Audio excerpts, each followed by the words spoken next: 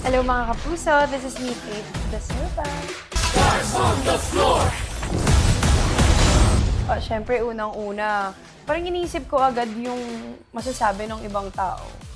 Because alam ko na marami dyan ang magsasabi at magtataas ng mga kilay nila at sasabihin na bakit si Faith ang nilagay dyan.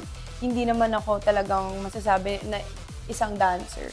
At wag po kayong mag-alala, kasabay niyo po akong tumaas ang kilay. Kasi inisip ko din na, okay, kaya kong mag-perform, kaya kong ilabas yung passion ko. But when it comes to dancing, I can definitely say kasi na I'm not trained yet. So, yung confidence siguro, hindi ko masasabi na 100% meron ako noon.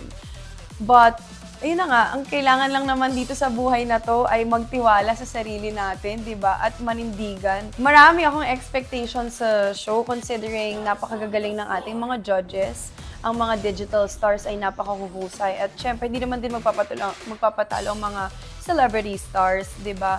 Siguro yung I expect na yung stage na talagang maganda ang setup ng lahat, yung ilaw, and yung pagtanggap ng mga tao, ng mga audience at ng mga kapuso natin para sa Stars on the Floor because bagong tema siya. I've never seen this before here in the Philippines.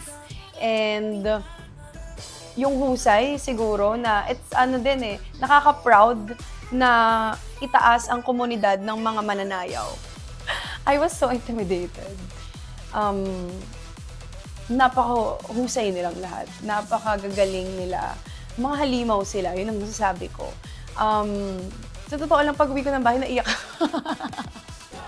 Naiyak talaga ako kasi yung una naming rehearsal, yung group na kami noon, may mga pinapagawa sila na parang feeling ko ako yung hindi makasabay talaga sa lahat. Hindi talaga ako makasabay. And nako-call out ako na nako-call out. And ang sakit nun sa pakiramdam kasi parang feeling ko naman na kaya ko naman siyang gawin, but it's just that hindi sumusunod yung katawan ko. Yan ang gagawin ko. Nasa utak ko naman siya, di ba? Tsaka parang bibigyan kayo, parang kailangan in 20 minutes magawa niyo yan lahat. Hindi nga ako, hindi ako kasing trained nila.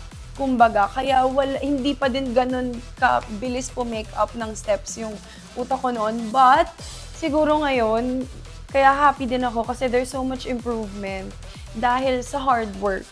Yun talaga yun. And yung atmosphere kasi nung buong group namin, Stars on the Floor is a competition, but I never felt na may iringan o may labanan sa aming lahat. It's such a healthy competition. Ang parang, it's more of proud po kami sa lahat pag nakikita namin na nag-e-excel ang isa't isa. Ayan pa mga kapuso, this is me, Faith Da Silva. Abangan niyo po ako sa Stars on the Floor dito lang sa GMA. Stars on the floor!